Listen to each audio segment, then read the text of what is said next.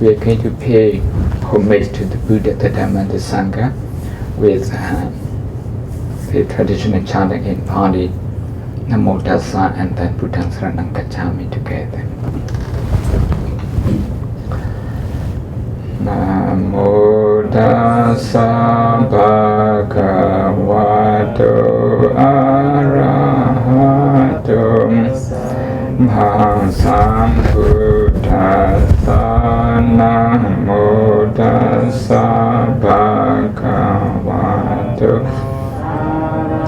Arahato Sambuddhassa. Namo Tassa Bhagavato Arahato Sambuddhassa.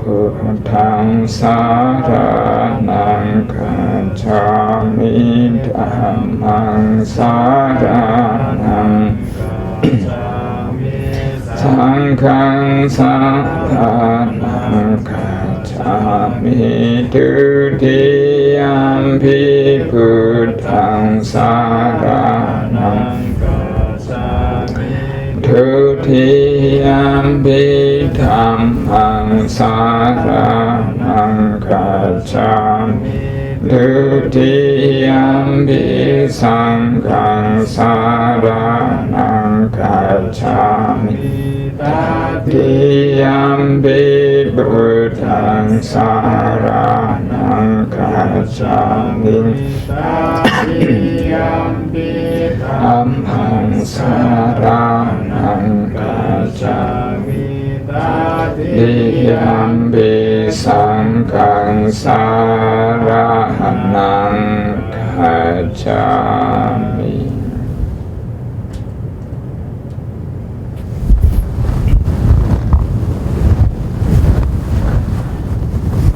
I'm very pleased to have this opportunity to share the practice that I follow, which by any standard, any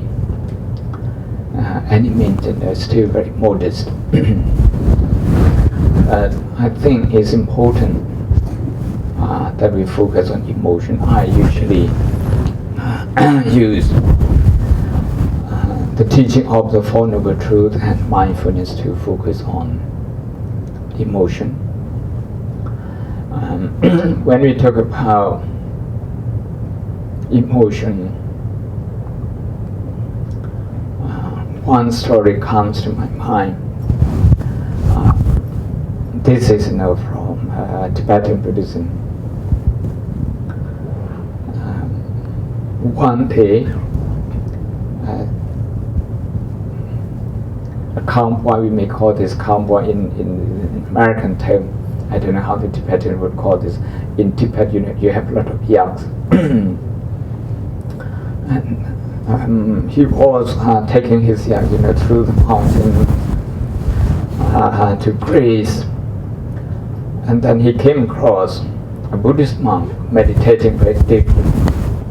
He was very curious. He looked at the monk, the meditating monk, and he said, "What are you doing?" And the monk said, "I'm meditating." To the cowboy, a monk sitting in the snow on the Tibetan high plateau, alone, far from human inhabitants. This is something strange to the cowboy. So the cowboy said, "You are foolish." That shook the meditating monk. He was in deep meditation. He woke up just to answer this gentleman. But because of the remark from the cowherd, the herdsman, emotionally he was shaken, and he shouted back. He pointed his finger at the cowboy and said, "You are foolish." What to make of this? He is a meditating monk. who has left the society, even his monastery, for solitude, to dedicate himself and his time to meditation practice. And he couldn't take what a cowboy was remarking about him. Internally, he's being shaken. This is to say that concentration alone is not enough if we don't get to know our emotion. Sometimes we use concentration, the power of concentration in calm and peace, to drive away or to run away from negative emotion, disturbing one. But when we actually have to encounter them on day-to-day basis, like in the hospital environment, what people tell you about you in media, social media, for example, how you're going to encounter those emotions.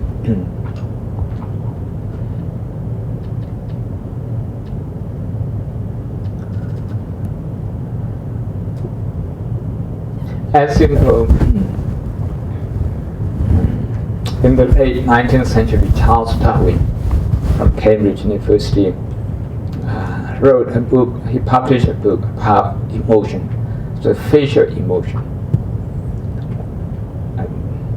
I'm very interested in this book because he's a natural scientist, and as you know, in natural science, you don't have any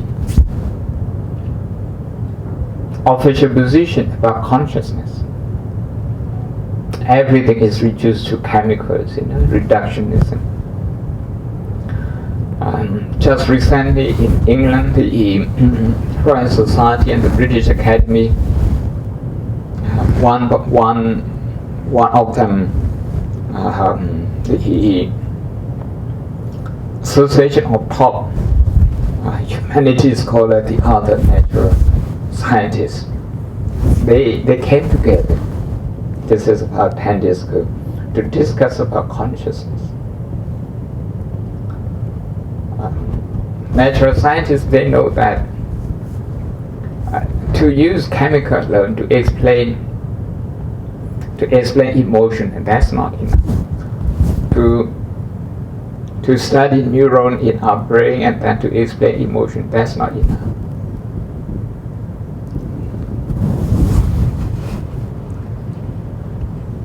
So the sixth emotion that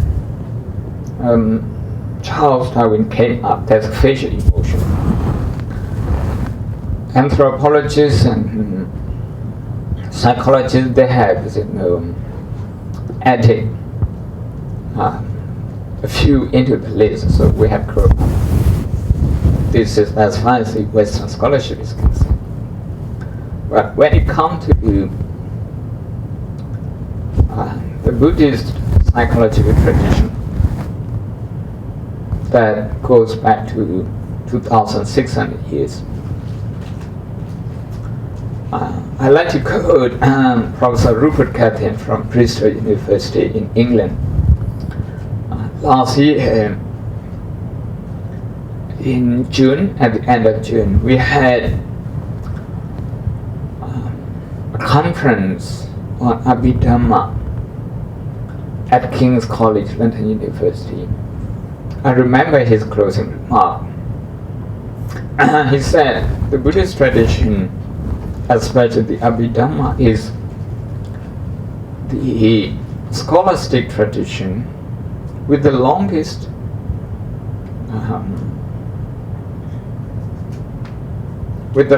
record of studying human mind. I like to add that the Four Noble Truths, the mindfulness tradition, all the meditation tradition that we have in Buddhism is about the study of the mind.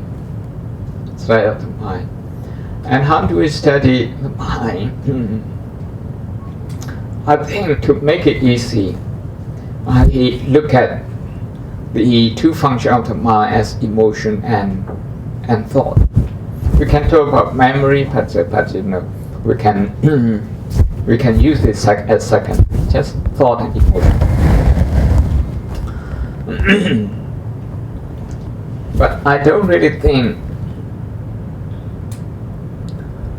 for people, you know, who have gone through some kind of university education, we really need to think about. We need really to talk about, you know, thought. We are all very familiar with different thinking system.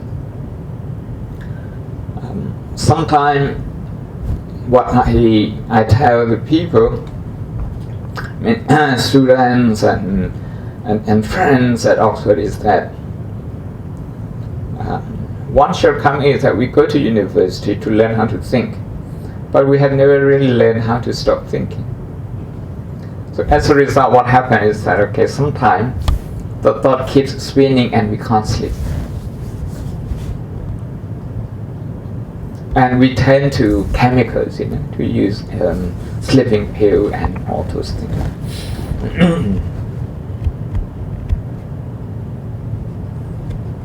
So I think when we cannot stop our thinking, when automatic thought is spinning around,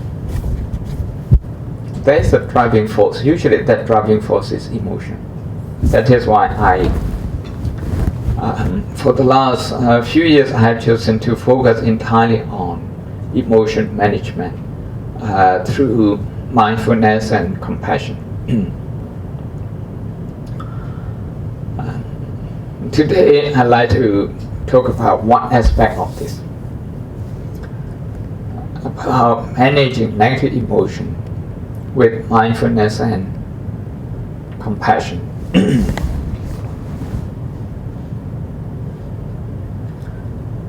Why do we have negative emotion?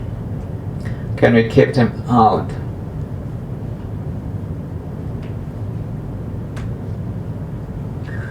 Naturally, only a small part of the world is familiar to us. The larger part is not. Only a small portion of the world population is known to us. The majority is not. So we have to live with the unknown people, unknown situation.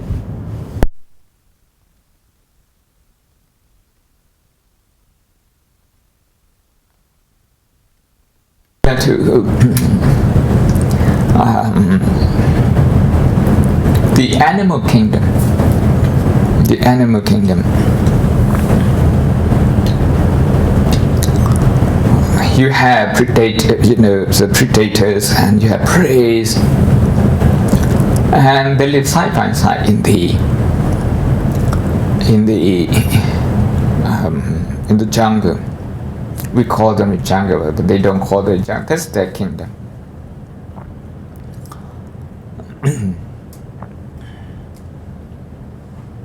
It's part of life that the prey, they have to encounter the predator from time to time.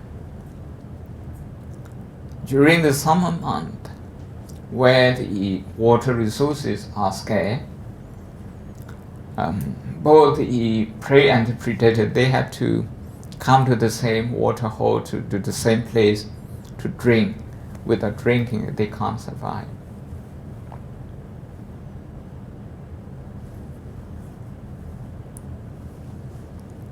So, just Charles Darwin says that as a living being, you know, we have survival instinct.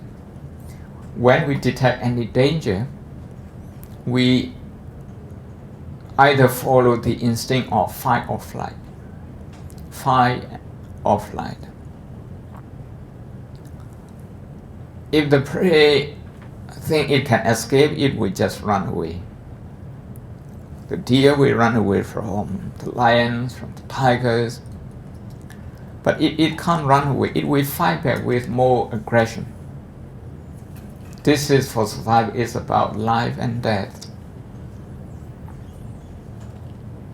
But as a human being, in a normal working environment, although we may not face life and death situation, actually we do use the same kind of survival instinct of fight and flight when we deal with our emotion. And the difference is that the animals, the prey, once they have escaped their predators, they can relax and start eating green grass straight away. Still mindful of being alert, still mindful of the danger, but they can relax and eat. But for example, today, if you have had a team meeting to decide a certain course of treatment, if your idea, your line of thought is rejected not just only today, but also the previous day, and perhaps also last week, maybe in terms of statistics, you have got more no than yes. It's likely that this will have some impact on your mind.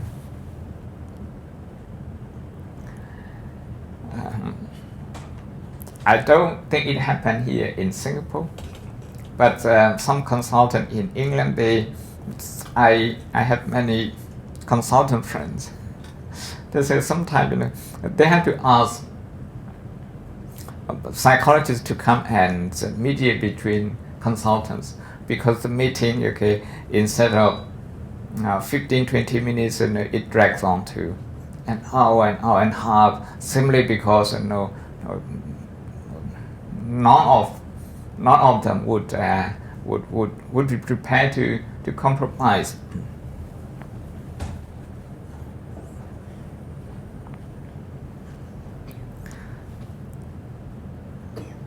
This can happen to Buddhist monk, as I have just said earlier, a meditating monk shouting back at the calm point. It can happen to anyone. So the Buddhist approach for the last 2,600 years is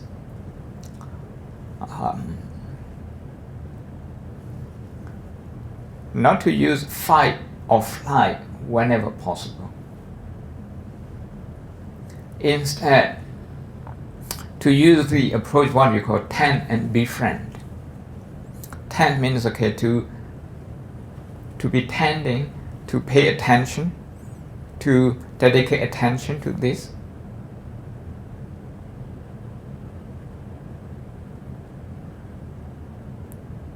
One psychologist said that what the world really needs is the education of attention. This is what Buddhism offers as meditation. Tend and befriend. Befriend is about making friend with our emotion, negative emotion. Usually when we see negative emotion in ourselves, maybe insecure feeling, maybe irritation, maybe jealousy, maybe annoyance, when you think you are being crossed, your path is being crossed, your professional courtesy is not being respected, the kind of reaction that we have, and those reactions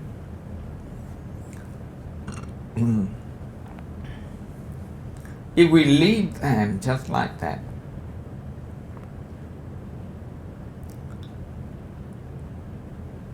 they will become established in our subconscious mind.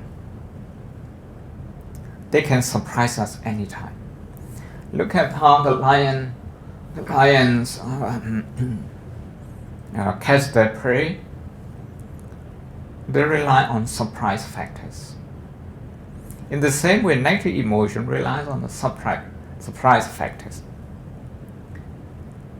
If we are not aware of the negative emotion existing, then the negative emotion can surprise us, can dominate our mind, can dominate our decision process, our decision-making process. And the way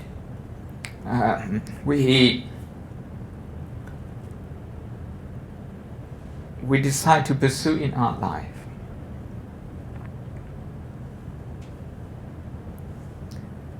Regarding the surprise factor, I have one more story. It's not my own story. It's a story from a very senior and experienced meditation teacher.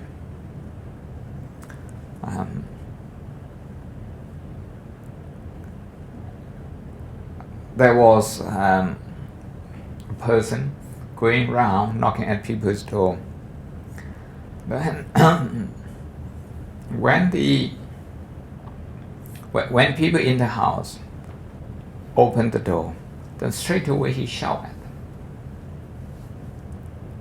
Okay. You are not really good as you claim, you are not really skillful as you claim, you're not really good meditator as you claim, you're not really kind as you claim, you are stupid like this, just like the cowboy says something to the meditative monk. So the people in the house are taken by surprise. Before they can say anything, the man leaves and he goes on to knock at the door in the next house, and he goes on like this. The people in the house, they have no idea where this man comes from, but he has abused them. He has abused them verbally. So what happened now is that the negative emotion is spinning around, it's repeating in their mind. We are really unlucky, maybe because of our past karma. Maybe because of our past karma. Maybe somebody is plotting against us. Maybe somebody has sent some,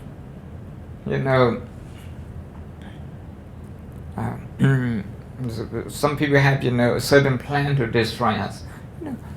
People develop some fear, some insecurity. With that fear, with that insecurity, and also fury, those emotions coming together, now the auto mind is getting stronger. They only look at themselves, they don't look at around them. They didn't look at how that man, where that man comes from and which way he proceeds. They don't look at, they don't observe. They're not observant because they feel hurt and they use that hurt to form their identity.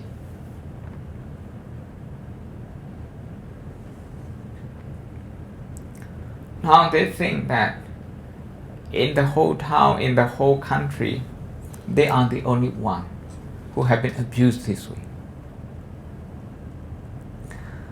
Then, after some time, another man comes around and knocks at the door. Now, they open the door with anger, with fury, with suspicion, with a lot of negative emotion. Remember, the first time they opened the door, the emotion was neutral. But now they're full of negative emotion. The second man asked, have you seen a man walking past by and knocking at people's door? Yes. Are you related? They are ready to hit at this man, to call the police to catch him. But I said, no. He is crazy. He's crazy, he gives information. Now they got the information that the first man is a crazy man. When they got this information, all the negative emotion drop. They also become compassionate about the man. They are worried now he might get attacked by people who don't understand. You can see how the information from the second person changes your emotion. The first person is like a subconscious mind. It's like the habitual reaction. It's like what we usually call ignorance. You don't expect to have a crazy man knocking at your door. But by the time you got the right information, the negative emotion turns into compassion.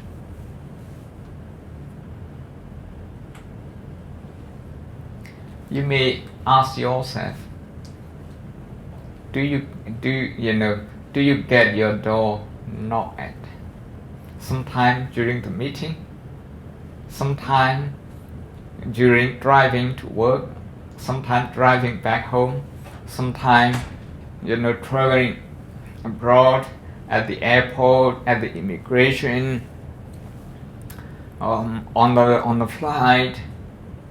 Do you ever get your door being knocked at by the first person?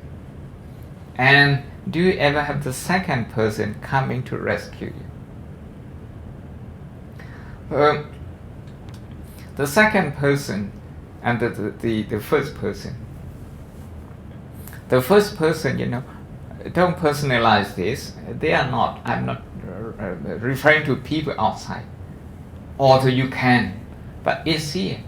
Sometimes we don't get, and sometimes we don't look at the situation properly. Sometimes we kind of rush to our conclusion about people.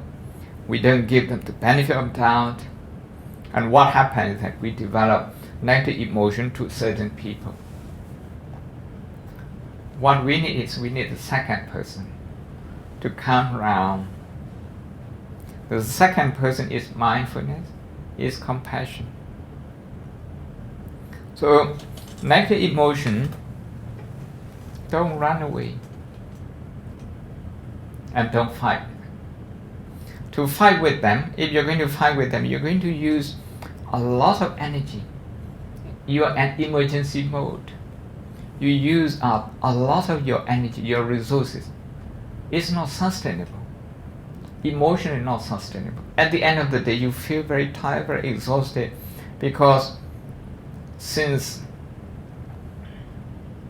the meeting in the morning, you have been in emergency mode. You have been tense, physically, emotionally. You have been tense. Sometimes, you look at the muscles around your face, around your chin, they are tense. The tension that comes through our body, nerve system may come from the neurons, from our brain. As Professor Richardson from Wisconsin University, who has examined Buddhist monks meditating for 20-30 years. When we are under stress and we have a lot of anxiety, only the right side of the precortex has more activities. But when we are calm, then the left side of our precortex has more activity. So even our brain, there is a physical impact from the emotion. That is why they say to have positive emotion is very important, because positive emotion changes the neuron. And as you know, the latest neuroplasticity theory in neurology, with meditation, that the neurons, even the damaged one, they can rewire with the healthy one. and then help both the mind and the body. That is why in Vipassana meditation, in mindfulness meditation, the first step of knowledge in the traditional understanding is the knowledge of the mind and the body, meaning the mind and the body affecting each other, working together. This is the first knowledge, the knowledge of mind matter. So with scientific research backing up, and today what I like to do is to do a short meditation with you, about 10-15 minutes, and then we open up question. The instruction is very simple.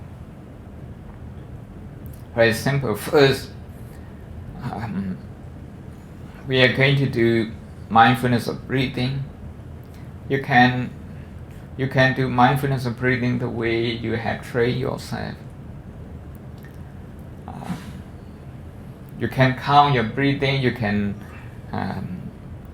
if you like, you can put a lot of effort into breathing. You can just breathe normal. In any way that would do. The thing is that mindfulness of breathing is very important. That's the message. When we are anxious, breathing pattern changes. The oxygen supply is not sufficient, and that affects the function of the organs and the mind as well. So just focus on breathing in and out. And then I'm going to suggest that it's like this. Mindfulness will be functioning in two stages. The first, when you're observing breathing, I would call this like passive mindfulness.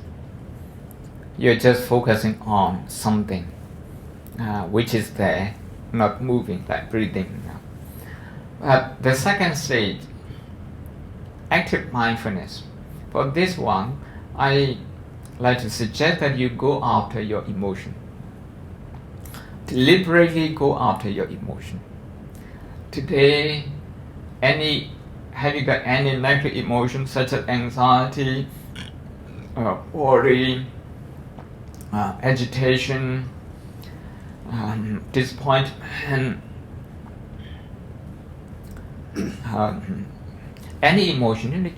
Just try to grab one of them. Just trying to look at this scenario. Either the emotion may be related to yourself, maybe related to other people. Just trying to grab that, and then orientate your mind towards compassion.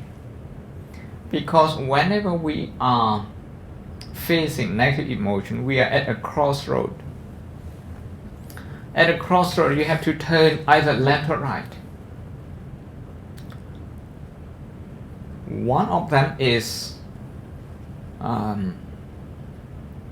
for the emotion to become more negative, to become more destructive. The other is to turn the anxiety into compassion, which is energizing. The other one, the destructive emotion, like annoyance, anger, automatic thought, they are very taxing. So you can see that every day with our emotion, we are at a crossroad. It's an emotional journey during the working hour. So to repeat the instruction, first, observe breathing in and out for 2 or 3 minutes just to settle the mind. Then deliberately go after your emotion. If not today, then try to keep in touch with negative emotion in the past, in the near past. Don't run away from it. 10 and be friend. 10 means to accept that, to be friend with that, to register that. befriend is not to use fight or flight solution, but to look at that as friend, as if your friend is suffering, as if your only child is suffering, is crying, is being in fear.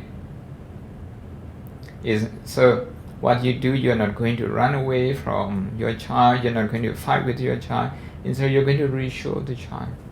This is compassion. So first is yourself. The second one is choose one family member and try to relate to his or her negative emotion.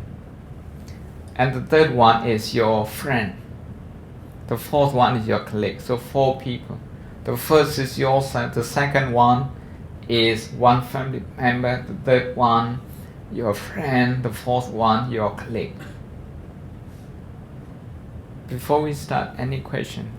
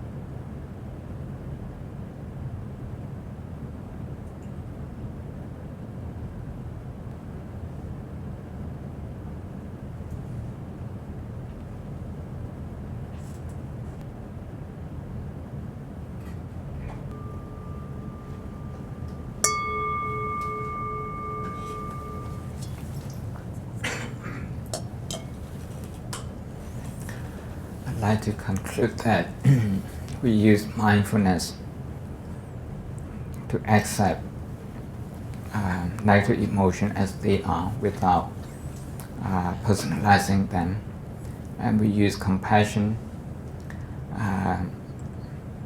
to turn negative emotion into our friend. When someone becomes our friend, we are not scared of them anymore, and we think about them in a more positive way. In the West, as you know, positive psychology has started about 20 years ago, and they promote values such as compassion that we in the Buddhist tradition have been doing for the last 2,600 years. So any question and comment?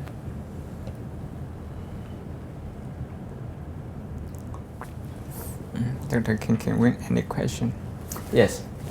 In your experience, such approach that you have been guiding us around, any possibility of applying to a schizophrenic mind who is at its active stage? I think when somebody requires medical attention, I think it would be good if the clinical aspect is taken care of closely, and then I believe that it's possible to use this approach skillfully. Just like in medicine, this one also has its own dosage. So I think it's possible. Possible in a sense, I'm a hopeful and positive person. How much, I mean, with that kind of people, you need to give a lot of attention.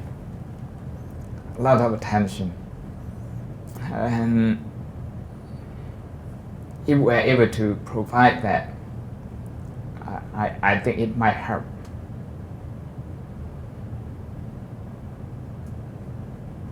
I have seen some people who might be considered that kind of, who might be diagnosed as that kind of case.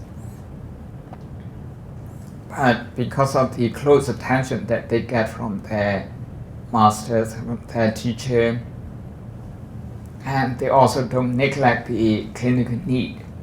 So I think people remain stable. I have seen maybe one or two. I can't tell you the percentage. I have not done any research on this. I have not seen people doing research on this. But what we believe is that emotional training has an impact on the brain, on the neurons, and the neuron on the habit, on the emotional habit, and the habit on the neuron. You can see how they are affecting each other.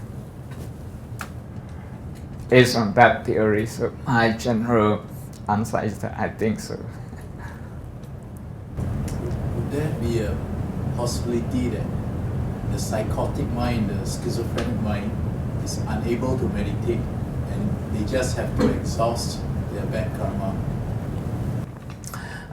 When we talk about meditation, are we talking about traditional meditation, closing your eyes? In most cases in Zen meditation, you don't close your eyes, but you're staring at something for a very long time. They may not be able to do this. But many ways of meditating. And we have disabled children visiting us maybe once a year, something like this.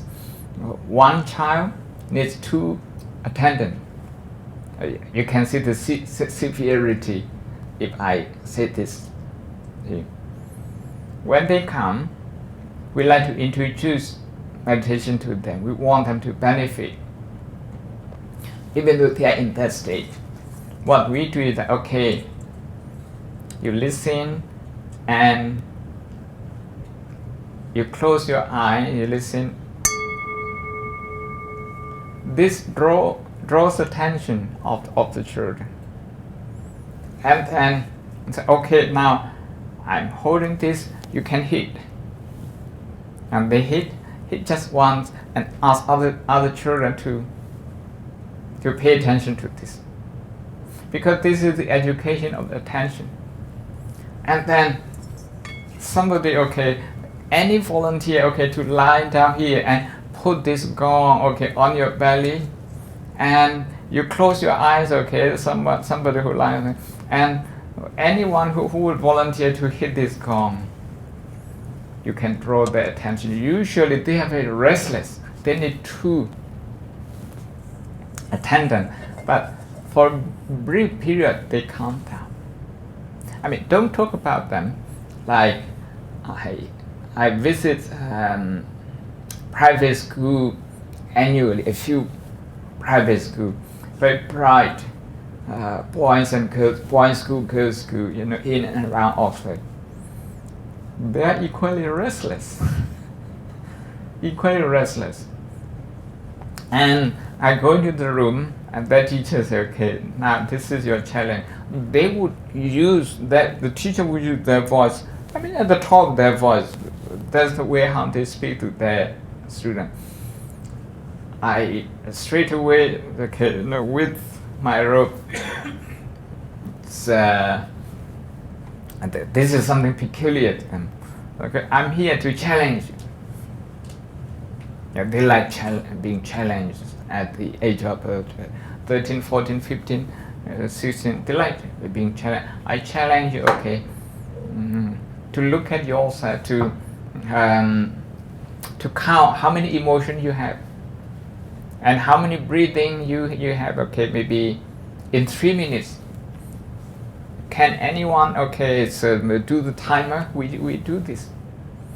Do you agree 3 minutes or 4 minutes or 2 minutes? Or it depends. I throw that to the class. Once agree, we do that. And I have also tried with children as young as 7. I sit around them. Okay, I sit around them.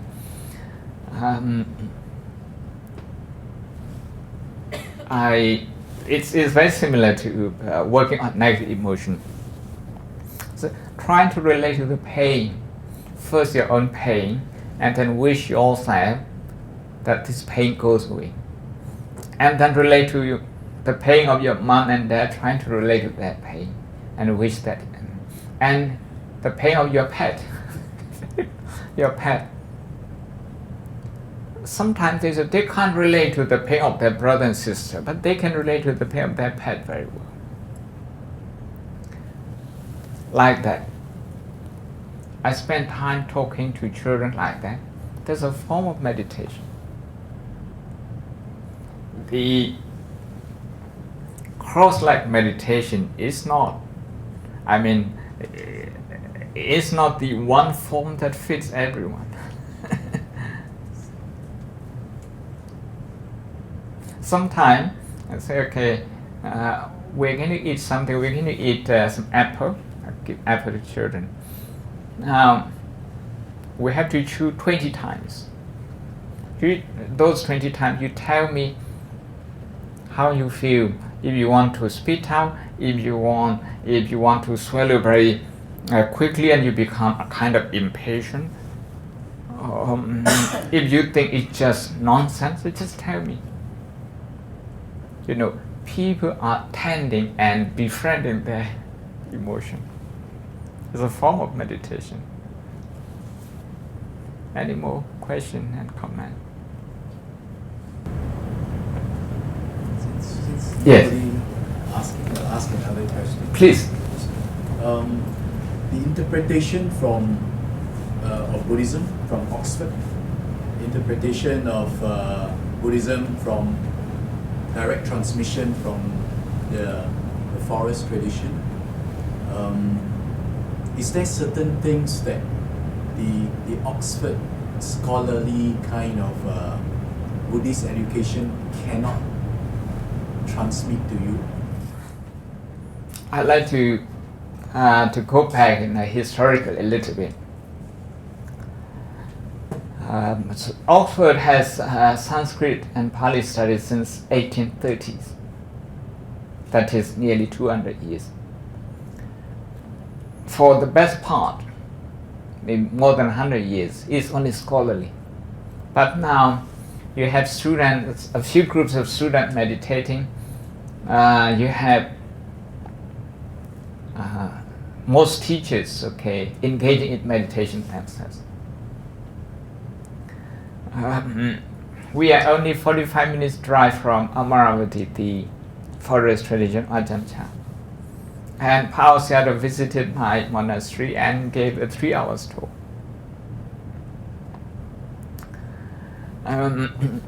The scholarship has changed. Those days, before the 1960s, if a Buddhist scholar practiced Buddhism, his judgment is considered to be subjective, not objective. But that has totally changed. Only the minority of Buddhist scholars in the West don't practice meditation. The majority of them, they are all meditation teachers. In this kind of change environment,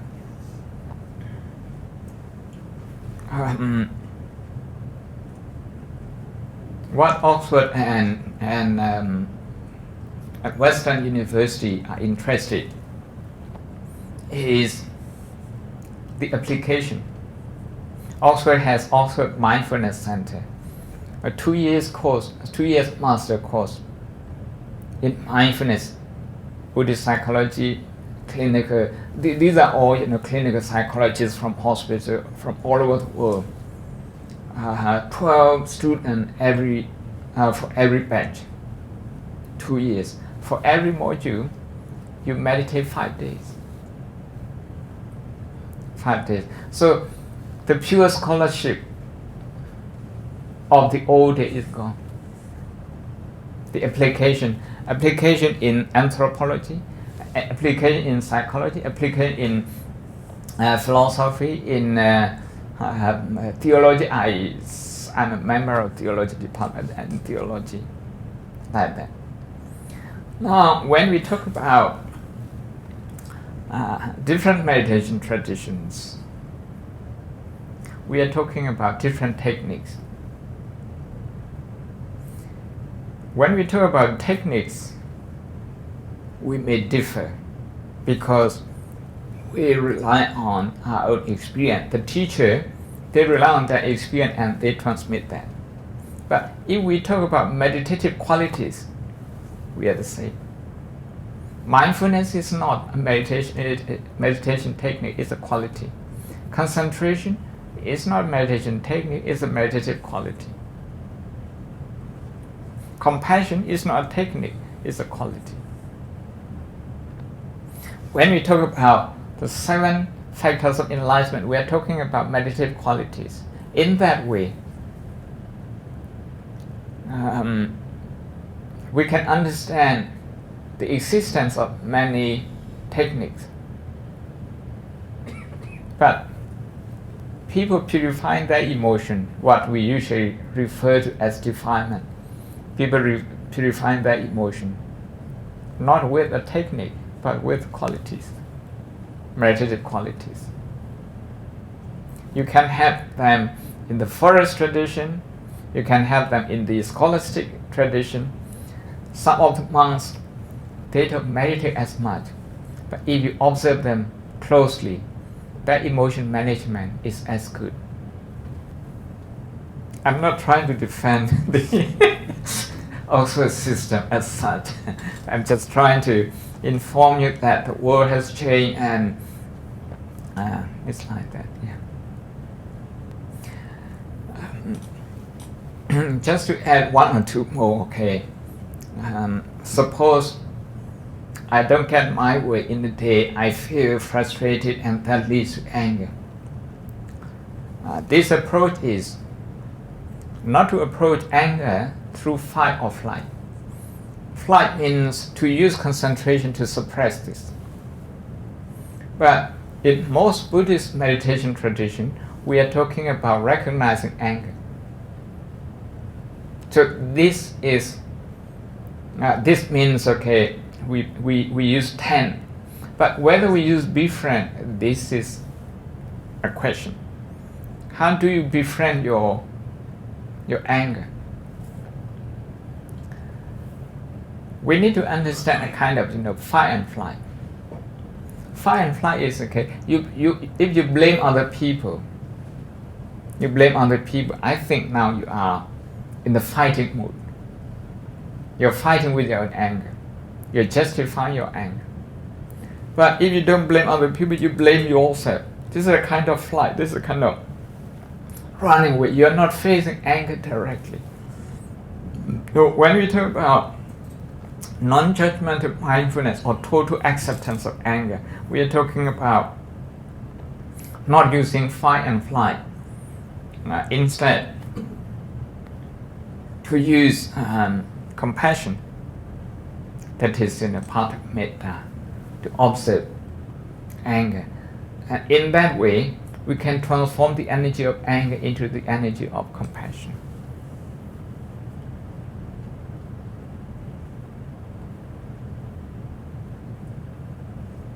I think we can conclude here today. If you don't have any more questions, comment, any more questions? Yes, please. Can I just ask, you said transform the energy of compassion into, energy of anger into energy of compassion. How is that done? Yes. Once the mind stops personalizing anger, by observing anger, compassion can arise, because you see that your mind is suffering from anger. Anger is what we call in Pali dukkha. In the Four Noble Truths, dukkha is not something to run away, it's not something to fight with. It's something to understand. something that has to be completely understood. Once you understand that understanding, if you like, use the word wisdom, gives rise to compassion. The Buddha, he looks at dukkha, he looked at suffering. But he did so in a very skillful way, that by looking at dukkha or suffering, that didn't depress him. Instead, he became compassionate. That gave him a lot of energy, because he could relate to the pain of many other people. Everyone who is angry, he can feel their pain.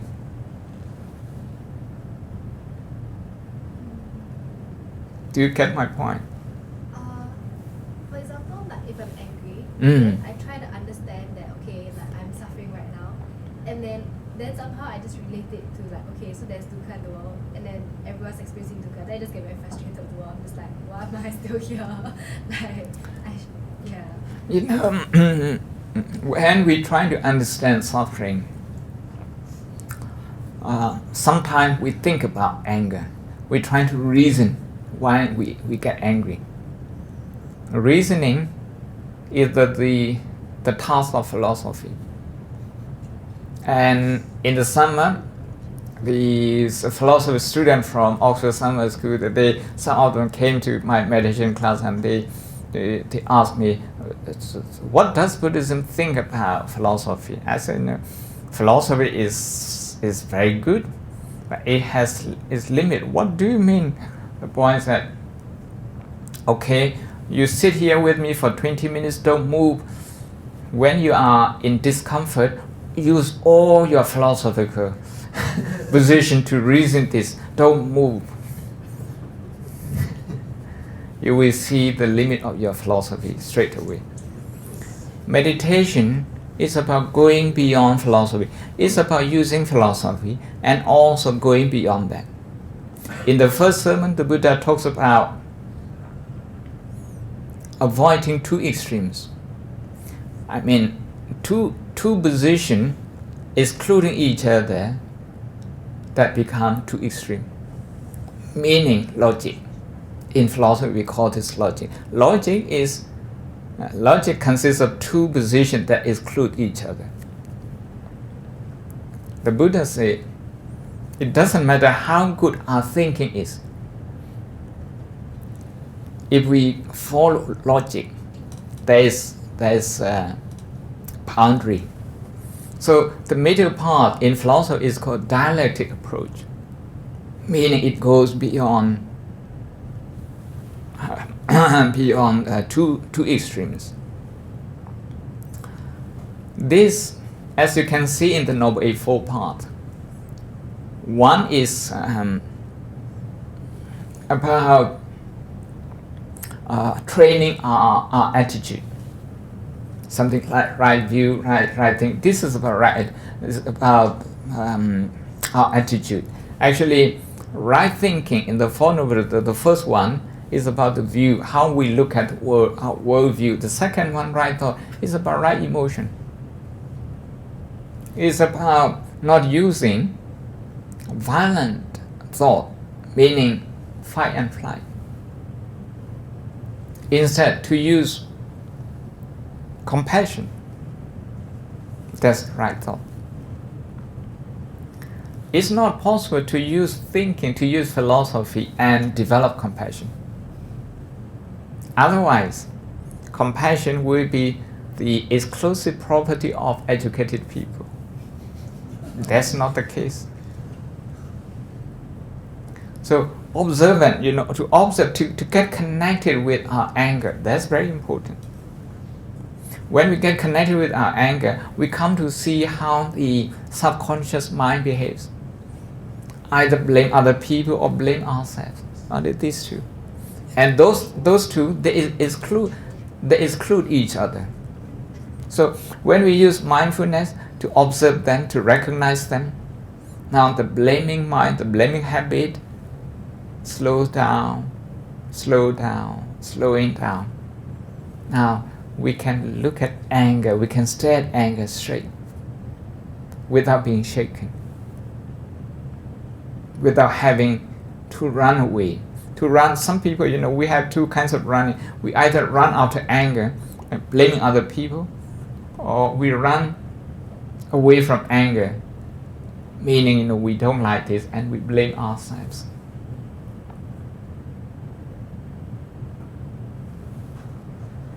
So, in anger management, the ability to look at anger without personalizing is very important. What we usually express in English, don't take it personally, is not that easy. But with the right training, it doesn't take that long either. Last question. How do you look at anger like objectively? Because when I try, it oscillates. So initially, like you can see your thought, like you're thinking this, and after that you're watching yourself. Then you're thinking, then you're watching yourself. So like it doesn't happen simultaneously. Like my mind will like watch, like okay, I'm being angry. Then I just think about angry thoughts, and after that I watch myself. Like, oh, I thought angry thoughts. Then after you start thinking angry thoughts, oh, I thought angry thoughts, and then you just keep doing that until you get very very tired next week. So like, is that considered watching anger? Like how do you watch? If you do this in your own time, not on spot, okay, in your own time, if you are observing your anger, I'd like to suggest that you revisit the past incident where you get angry. You visualize this situation to try to see if there's any anger hidden, if there's any hangover. If there is, then just trying to recognize anger, trying to feel how anger is putting pressure on your mind to think in a negative way, how the mind becomes restless, how the mind tends to go into blaming mood, that sort of thing. We look at the, if you like, the symptoms, the symptoms of anger. If you try to visit as many incidents as possible, you are getting familiarized with anger. Then when you get angry, when you have to deal with anger on the spot, because you're already familiar with anger, this anger is not a wild animal anymore. There's less surprise factor. It's likely that you will be able to to manage this anger a lot easier. Yes? I think the meditation master, I must clarify this doubt. He was saying that some people use concentration to escape from suffering. So, are you saying that the samadhi meditation is discouraged as opposed to vipassana meditation, or the two is the same and yet not the same, or is concentration meditation? I'm talking about in the pre-Buddhist meditation technique, where people develop concentration, to the highest level. But they didn't use concentration to kind of, if you like, do surgery on their emotion. So the emotion remain untouched. TM, as you know, transcendental meditation. This is non-Buddhist meditation. I have joined one or two because I'm part of the Interfaith Forum for the last 20 years in England, and when the Buddhists are the hosts, we offer some Buddhist meditation. Anyone interested can try. If we go to Brahma Kumari, and then we also try the TM, and if we go to Catholic Church and Anglican Church, and we join the prayer. This is part of the Interfaith Forum. Transcendental meditation is to move your mind to. Transcendent means not to touch what we are discussing here, anger, irritation, not to touch any of this, but to imagine that, okay, maybe you are in the cloud up there and floating, and try to imagine that kind of thing. the mind can become concentrated as well.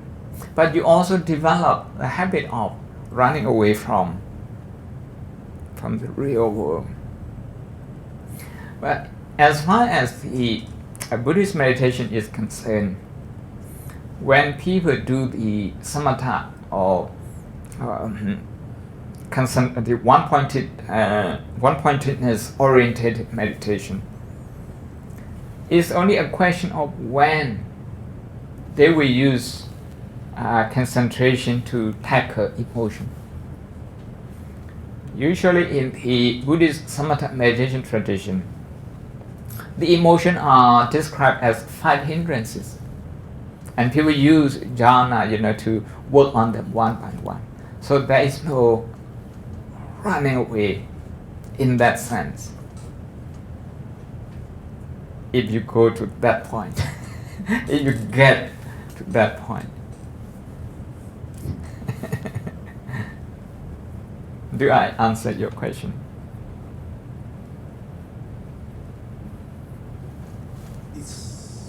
So are you able to go on the path just on samatha meditation? In samatha meditation alone, in the Buddhist meditation, the samatha meditation, there's a lot of literature written on this, and the Buddhist meditation teaches, there's a lively discussion over the century on this. The samatha meditation, when they do samatha, I know some of them, they get a kind of very attracted to the calmness, and they're reluctant to go beyond. But there are other samatha teachers, highly successful, who not just develop concentration, highly, the highest level concentration, but are also putting the concentration into using concentration as an instrument.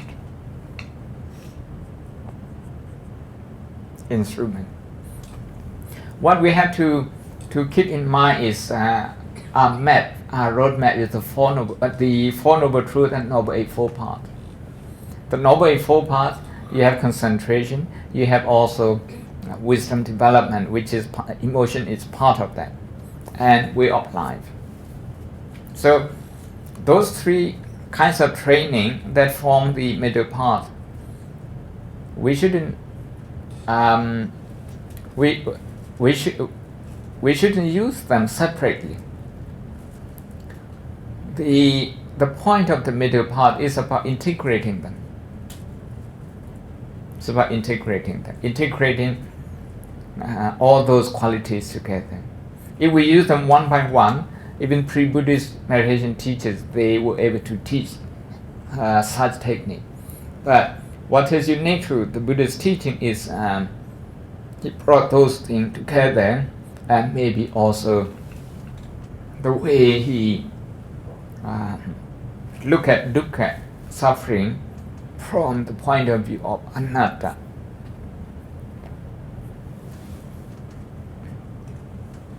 I think it's 8:30 now. So thank you very much. Thank you, and I wish all of you good health, happiness, and positive emotion management in day-to-day life. Sadhu, sadhu, sadhu.